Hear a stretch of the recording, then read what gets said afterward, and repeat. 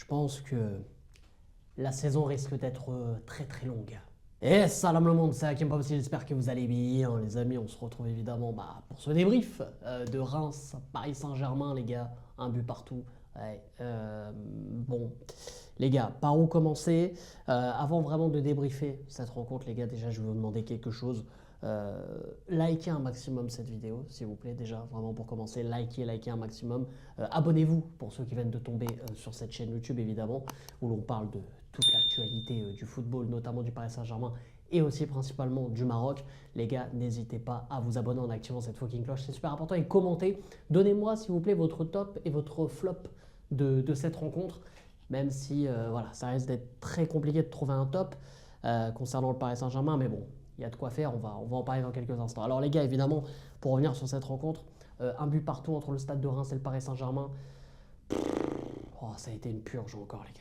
Oh, je vais pas vous mentir, c'est une purge. Je sais, on est en début de saison, je sais, on est à la suite d'un match de Ligue des Champions, donc voilà, hein, évidemment, il faut que les corps se mettent un peu en route, se mettent en place, si j'ose dire.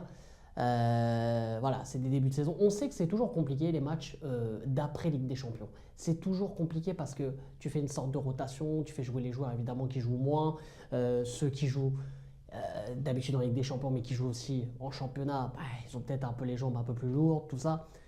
C'est compliqué. Je sais, c'est très très compliqué, c'est tendu, mais quand même les gars, ce genre de prestation, ça, je vais pas être patient. Les gars, je vais pas être patient parce que Luis Enrique, bah, avant même de rentrer en détail sur le match, j'ai envie juste de dire un mot sur Luis Enrique. Je suis toujours dans le train, hein. Je suis toujours dans le train, il n'y a pas de souci.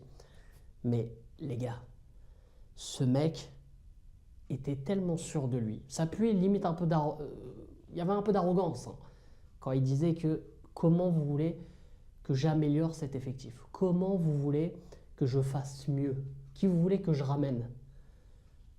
Mais frérot, quand tu démarres avec ce 11 et que tu vois Zahir Emery arrière droit, Beraldo arrière gauche, il y a des problèmes. Et en neuf, Kolo Muani, qui au final a joué tout le match ailier droit, il y a un problème. Il y a un souci d'effectif, monsieur Louis. Il y a un problème. Alors je sais que tu as refusé certains joueurs. Je sais que voilà, et je suis d'accord avec toi, je te suis sur le côté où tu veux absolument amener des joueurs qui veulent mouiller le maillot et surtout qui veulent aussi faire changer l'histoire du club. Il n'y a pas de souci. Il y a pas de souci. Tu veux pas de mercenaires, il n'y a pas de souci. Mais donne-nous un effectif qui est capable de jouer la Ligue 1 et un peu la Ligue des Champions. Parce que ça ne va pas durer cette histoire, je vous le dis. Là, on est dans une saison où maintenant, tu as encore plus de matchs avec la Ligue des Champions.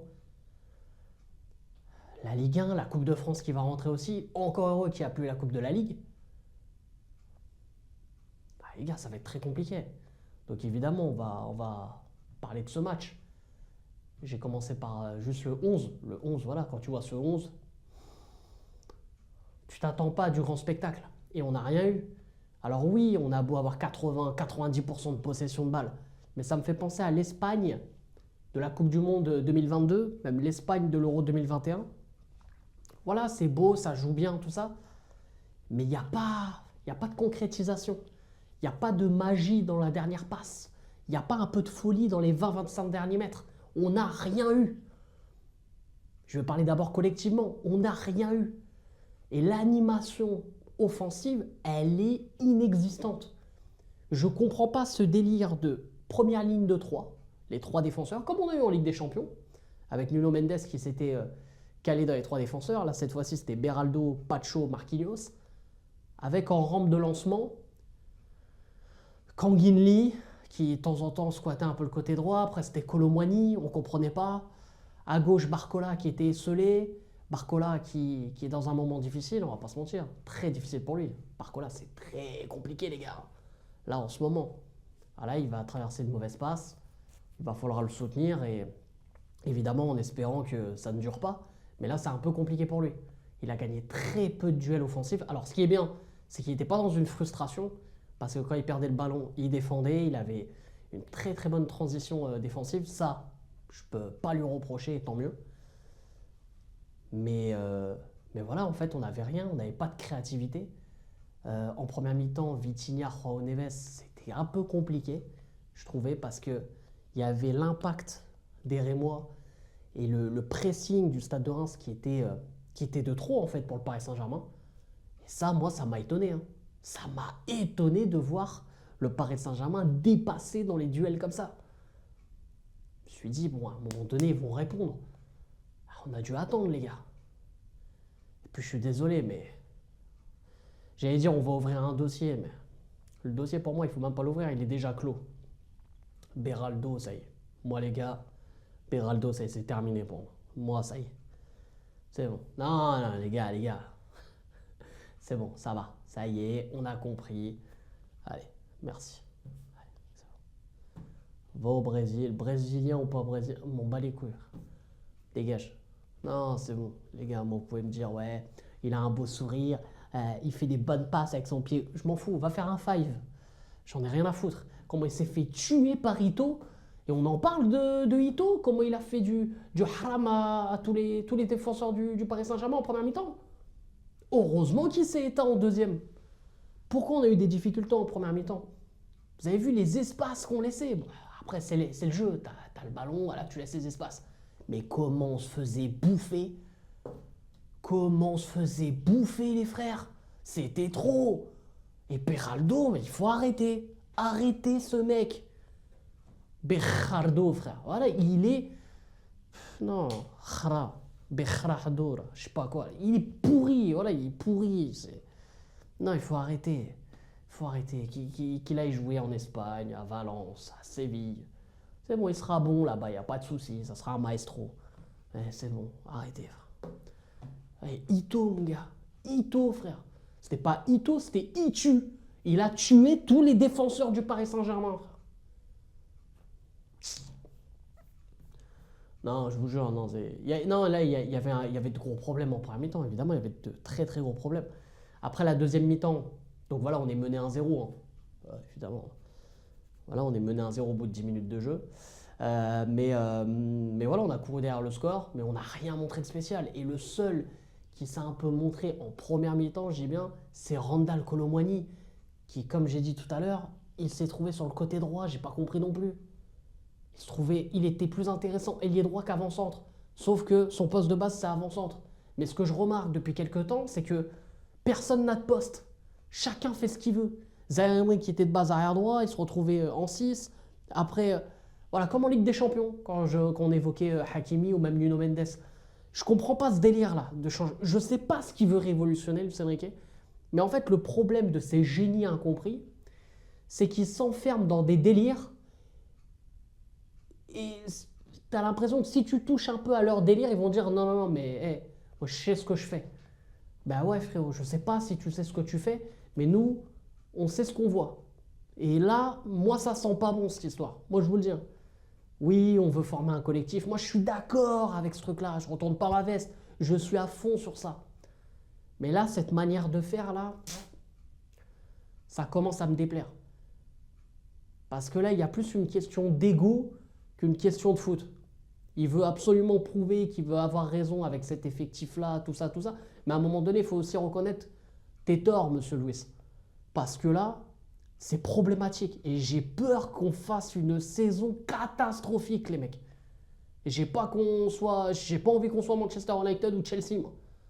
Que d'un coup, on disparaît et on fasse plus rien, tu vois. Bon, ça arrivera pas, parce qu'en Ligue 1, être cinquième, il faudrait le faire, tu vois. Mais non, c'est problématique quand même. C'est problématique. Après, bref, on va parler quand même de la deuxième mi-temps. La deuxième mi-temps, un peu mieux. Il y avait on va dire, de meilleures intentions. Il y avait des choses à montrer. João Neves, évidemment, est le meilleur joueur de cette deuxième mi-temps. On peut parler aussi d'un autre joueur. J'ai parlé de Barcola, décevant. Bon, Beraldo, là, dégage. Mais à Désiré Doué, c'était un peu compliqué. Un peu mieux en fin de première mi-temps. Désiré Doué, il avait tenté des petites choses sympas, notamment dans la percussion, dans le 1 contre 1. Mais en deuxième mi-temps, ça a été compliqué. Et puis il est sorti après, remplacé par Dembélé. Et puis il y a eu une différence, quoi. Dembélé, évidemment, en finition, tout ça, voilà, c'est zéro. Mais il rentre Sur un ballon, il t'apporte un peu de folie. Et derrière, avec son expérience, son peu d'expérience, il te met ce but parce qu'il est positionné à l'endroit qu'il fallait. Évidemment, le gardien et la défense n'est pas de tout reproche. Du Stade de Reims, on est honnête là-dessus. Mais il met ce but, tu peux rien dire. Il peut même mettre un doublé de la tête. Ce joueur-là, je ne sais pas quoi en penser aussi. Ce mec-là, c'est le Dembélé, c'est le mec, il peut me rendre schizophrène. Il y a 3-4 jours, je voulais le tuer, ce mec. Et là, je dis, heureusement qu'il est là. Parce qu'on fait match nul contre le Stade de Reims. Franchement, je sais pas, les gars. Je vous jure, je sais pas quoi penser, les gars. Je vous jure, je sais pas. C'est la folie. Mais c'est comme ça qu'on aime le PSG. Qu'est-ce que tu veux que je te dise? C'est comme ça. C'est comme ça. En tout cas, évidemment, déçu de ce match nul. Déçu de la prestation de certains. Mais ce que je vais retenir, c'est évidemment la très bonne deuxième mi-temps de João Neves. Franchement, très très bonne deuxième mi-temps. Bonne entrée de Dembélé et une entrée correcte aussi de Fabien Ruiz qui a su apporter une touche un peu plus technique et même un peu plus de vitesse dans le jeu avec de temps en temps une petite déviation, une touche de balle, la recherche de 1-2 et tout. Il faut être honnête aussi, ça aussi il faut le reconnaître. J'ai bien aussi aimé l'entrée de Fabien Ruiz. Donc voilà, c'est des joueurs qui ne sont pas réguliers parce que un match sur deux, je vais vraiment les critiquer mais de façon négative. Et là, ils peuvent, voilà, en 20-25 minutes, essayer de te montrer quelques petites choses intéressantes. Donc voilà, et puis, je voulais le garder pour la fin, mais je l'avais évoqué déjà dans le débrief la dernière fois, en Ligue des Champions. Mais bon, on est d'accord que Safonov, on est d'accord. Je sais pas, ils l'ont peut-être recruté parce qu'il était bon, je sais pas. Il était bon à Call of, je sais pas, peut-être. Peut-être qu'en fait, c'était un bon joueur de Call of. Il aimait bien le Paris Saint-Germain et puis ils l'ont dit vas-y viens au but, on sait jamais, de toute façon tu joueras pas, t'es numéro 2, c'est Donnarumma. Sauf que Donnarumma il s'est blessé le con. Donc voilà, et puis erreur de casting quoi. La frappe elle est sur lui frère. Comment il arrive à l'éviter frère? Comment il arrive à éviter je sais pas ce qu'il fait. Puis avec ses pieds c'est pareil, c'est des pieds carrés. Voilà, il a fait moins de fautes de pieds, mais tu le sens quand il tape dans le ballon qu'il est pas serein. Tu le sens. Tu le sens. Il n'est pas serein. Il ne peut pas garder le ballon, de toute façon, dans les pieds. Il peut rien garder, lui. Même tu lui passes tes gosses, t'es pas sûr de retrouver tes gosses le soir, hein, je te le dis. Il peut les perdre. Qu'est-ce que tu veux que je te dise? Bref, je sens qu'on va bien rigoler quand même cette saison. On va retenir le point du match nul, hein, comme la victoire face à Girona. Voilà, on reste quand même invaincu cette saison, et surtout en championnat, c'est important. J'aimerais bien qu'on fasse une belle saison. Avec 0 défaite, ce serait exceptionnel, mais on ne va pas en demander trop, évidemment, avec ce fameux collectif de Luis Enrique. Bref, sur ce, les amis, n'hésitez pas à lâcher un maximum de likes comme d'habitude et à vous abonner en activant cette fucking cloche. Et vous me dites en commentaire vos tops, vos flops, comme d'habitude. Bref, c'est avec pas possible. Je vous aime, je vous laisse, et je vous fais la fucking beers. Et surtout, ici c'est pareil.